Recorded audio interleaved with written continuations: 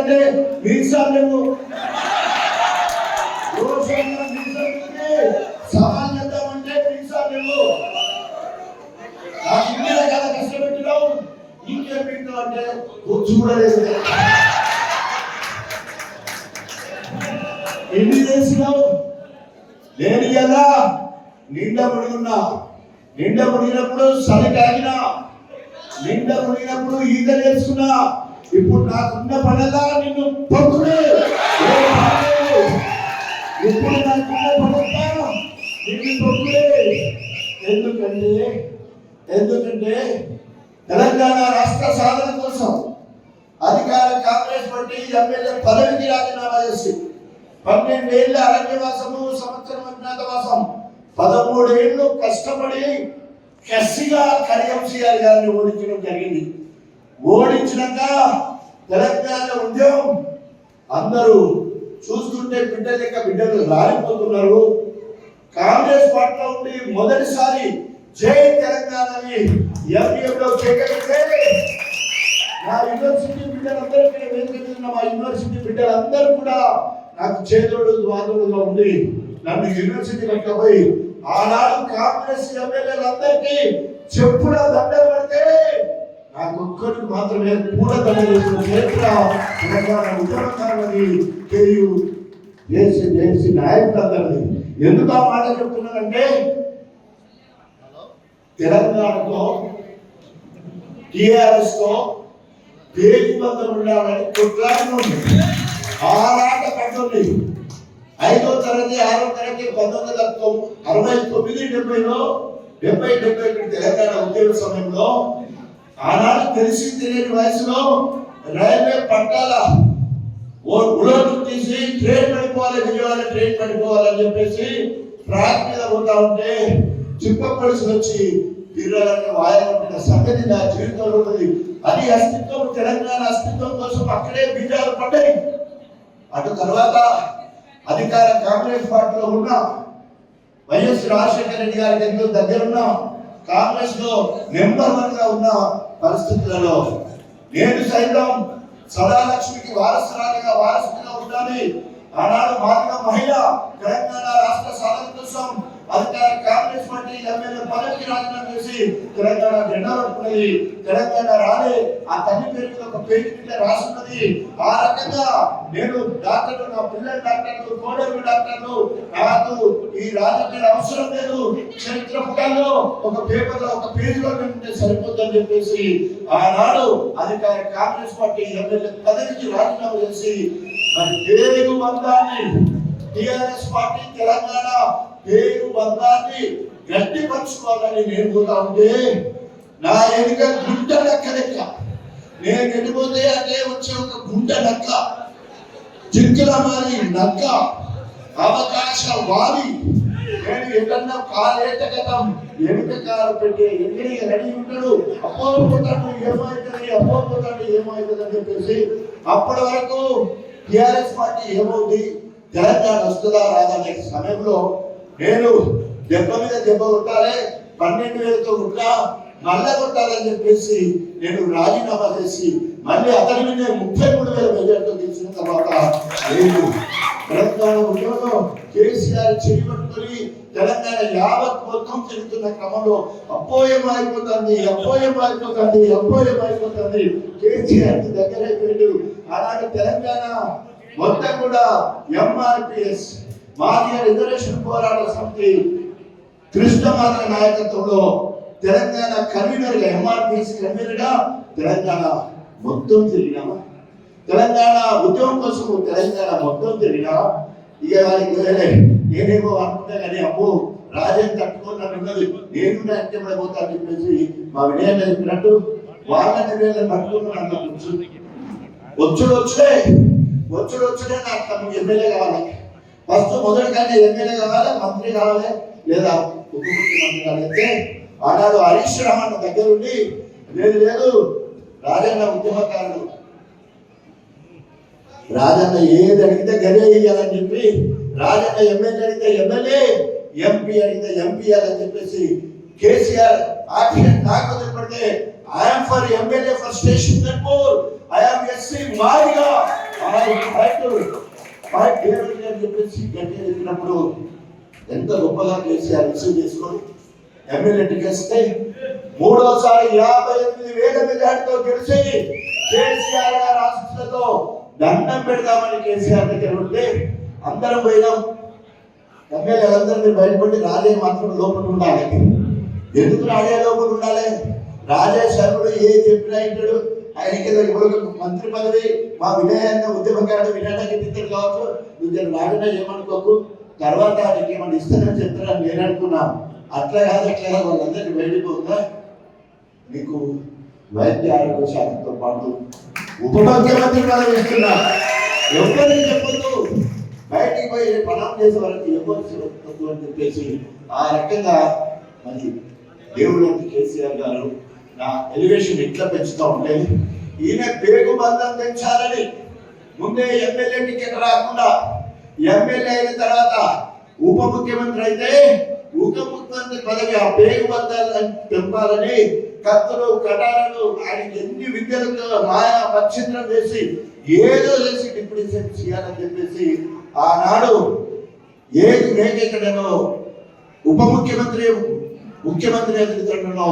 అయ్యో సారు అందరినీ ఎవరికి అంటానంటే నేను కొన్ని మాటలు చెప్పి మళ్ళా కేసీఆర్ నాది తీసిన తర్వాత కేసీఆర్ దగ్గర పోతే వెలవలు సినిమాలు పలవలు చేసిన మధ్యాన్ని కలవేసు ఎవరు సినిమాలు పలవలు చేసిందే ఈడే ఈడే ఈడే ఈడే ఈడే ఈడే కలిగి కుట్రదారులు లేడు, వాదనించిన పోలీసులు లేరు. నేను ఎన్నోసార్లు చెప్పినా given time given place given subject I right to fight. ఎక్కడైనా సిద్ధంగా చదువులు వస్తావా, డబ్బు కొడతావా, ఎగురుదామా, దూకుదామా లేదా దేనికైనా నేను పోటీ. అట్లా పోటీ రావాలని కుట్రలు కుతంత్రాలు ఎత్తులు జిత్తులు ఇవి కాదు కావాల్సింది. ప్రజా జీవితంలో ప్రజల మెప్పు పొంది రావాలి కానీ ఊరికి కళ్ళ నిరగకూడదనే విధంగా ఆయన కార్యాచరణ 2 రోజులు జరుగుతూ ఉన్నది. అక్కడి నుంచి అయిపోయింది. పార్టీలో ఉండకుండా పేరు తెంపాలని చూసిండు. ఎమ్మెల్యే కోసం 2018 ఎన్నికల కోసం అల్లా పేరు తెంపాలని చూసిండు. 2023 కొన్న అల్లా పేరు తెంపాలని చేసిండు. ఆఖరికి బాధలు భరించలేక ఎంపీ అన్న వస్తుంది అని చెప్పేసి ఉంటే ఎంపీ కూడా బిడ్డకే తీసుకుపోతుందని తెలిసినప్పుడు మానసిక బాధ ఆందోళన ఏం చేయాలతో పరిస్థితి. రౌండ్ అప్ 24 గంటల్లో మొత్తం మా పైన మా అందరూ తెలుసు. ఎవరు బాగా పనిచేస్తారు, ఎవరు బాగా ప్రజల్లో ఉంటారు, ఎవరు తెల్లారైతే ఉంటారు అనేది మీ జర్నలిస్ట్ బృందానికి అందరికీ తెలుసు. అయినా కూడా ఏది రాకుండా అయిపోతుంది, ఎంపీ అయిపోతే అయిపోతుంది అనే ఉద్దేశం ఉంటుంది. మానసికంగా బాధపడి పశ్చాత్తపడి రాజీనామా చేయాలని ఎడుకోకుండా రాజీనామా చేయాలి. నా అంతటి నేనే సూసైడ్ అంటారు కదా, అట్లాంటి నా బంధాన్ని నేనే తెచ్చుకుందామని ప్లాన్ వేసి ఆగమయ క్రమంలో కొసరూపిరున్న సమయంలో దేవుడు లాంటి కేసీఆర్ దగ్గర నుంచి వెళ్ళి మళ్ళీ పిలికొచ్చింది. ఎవరైతే నమ్మక ద్రోహం చేశాడో ఆయన ఎమ్మెల్యే తీసుకొని బిడ్డకు ఎంపీ తీసుకొని పెద్ద సార్ దగ్గర తీసుకొని చిన్న సార్ దగ్గరికి తీసుకొని ఎవరన్నా మూటలు ఏరుకున్నట్టు లెక్క పైసిత్తరా అని ఎవరి దగ్గర మన ఎమ్మెల్యే ఎలక్షన్ అప్పుడు ఎట్లయితే అడుగుతున్నాడో మళ్ళీ ఎంపీ టికెట్ వచ్చినందుకే అడుగుతున్న మొదలుపెట్టి మూట సరిపోయిందన్న చూసుకున్న తర్వాత ఇంతకంటే నమ్మక ద్రోహం. అందుకనే ఇక్కడ ఉన్న టిఆర్ఎస్ శ్రేణులు కార్యోముఖులు కావాలి, రేషన్ పెరగాలి, పౌరుషం రావాలి, ఒక చీల్చి చెండాలన్నంత కోపం రావాలి, ఓటుతో చీల్చి చెండాలన్నంత కోపం. నిజమైన ఉద్యమకారులైతే నిజమైన పౌరుషమే మీకు ఉండేది ఉంటే నిజంగా ఇంకో మాట మీరు మొగలే అయితే మీరు మహిళలే అయితే మీకు శక్తి మీరు చూపించాల్సిన సమయం అవసరమండి. ఇప్పుడు ఎవరి కోసమో మనం చేయట్లే, మన అస్తిత్వం కోసం, మన తెలంగాణ కోసం నమ్మిన కేసీఆర్ గారిని నమ్మక ద్రోహం చేసిన కడియం శ్రేణి అంత చూసడానికి కేసీఆర్ మనం ఏందో చెప్పడానికి కేసీఆర్ కి టిఆర్ఎస్ బలమేందో పౌరుషమేందో ఉద్యమ కార్యాచరణ ఎట్లుంటుందో ఒక్కసారి చూసే విధంగా దేనికోసమో కాకుండా ఒక్కొక్కరు ఒక సైనికులు లెక్క, ఒక్కొక్కరు 100 మందికి సమానం లెక్క కార్యం చేసి ఆ రకంగా మనం ఏంటో నిరూపించుకోవాలి. ఈరోజు నేను హైదరాబాద్ లో ఉన్నా. ఇక్కడికి వినయ్ అన్న నాకు పరిచయమైన మొదటి రాజకీయ నాయకుల్లో ప్రణయ్ భాస్కర్ గారు నాకు చాలా దగ్గర స్నేహితుడు. నేను ఆ కుటుంబానికి వైద్యుడే, ఆ కుటుంబ వైద్యుడే. ఈ మాట చెప్పాలని ఇక్కడ వచ్చిన, మిగతాదంతా రోజు నడుతూనే ఉన్నది టీవీలలో, కానీ ఇది చెప్పాలని నేను వచ్చిన యాక్చువల్గా. ఎందుకంటే నన్ను రాజకీయాలకు దించాలని ముందుగా తలుసుకున్న నాయకుడు ప్రణయ్ భాస్కర్. స్వర్గీయ ప్రణయ్ భాస్కర్ నా గురించి ఒక ప్రజా వైద్యుడు, పిల్లల వైద్యుడు, అపార వైద్య సేవలో నిమగ్నమై ప్రజాసేవ చేస్తున్న జాతీయ అవార్డు పొందిన డాక్టర్ రాజయ్య. అక్కడ గణపురంలో స్థానిక నినాదం బాగా ఉంది. ఏ సర్వే చూసినా కూడా, ఏ పార్టీ సర్వే చేసినా కూడా రాజయ్య ఒక్కడే మొడగాడు, మగాడు అని చెప్తారు. సో ఆయనను మనం పార్టీలో తీసుకోవాలని చెప్పేసి ఎన్టీ రామారావు దగ్గర వినయ్ భాస్కర్ గారు చెప్తే దగ్గుమాటి వెంకటేశ్వర్లు కేఎంసీకి వచ్చి అన్న సమక్షంలో నన్ను తీసుకుపోయి కనిపించి మాట్లాడడం జరిగింది. అప్పుడే నేను 1993 ఆగస్టులో నర్సింగ్ హోమ్ స్టార్ట్ చేయడం జరిగింది. ఆ క్రమంలో ఎన్టీ రామారావు గారు మీలాంటి విద్యావంతులకు బాగా మరి విలువనిస్తాడు, మంత్రి పదవి కూడా మీకు ఇస్తారు, మీరు టీడీపీలో చేరాలి, వెంటనే టికెట్ వస్తుంది, తప్పకుండా బీజేపీ టీడీపీ ఒక్కటవుతా ఉంది, ప్రభుత్వంలోకి రాబోతా ఉంది, మీరు తప్పకుండా రావాలని కోరినప్పుడు sorry to say I hate politics. నేను రాజకీయాలకు వ్యతిరేకం.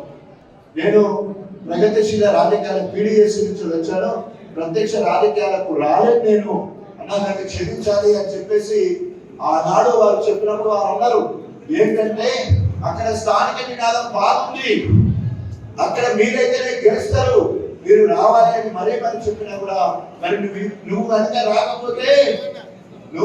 రాకపోతే స్థానికేతరుడైన కడియం శ్రీహరికి ఇచ్చేదానికి అవకాశం ఉంది అని చెప్పినప్పుడు ఆ దుర్మార్గుడి పేరు మొట్టమొదటిగా గణపురానికి ప్రపోజ్ చేసిన నేను చెప్పినప్పటికీ గర్వపడుతూ చింతిస్తున్నా ఇప్పుడు.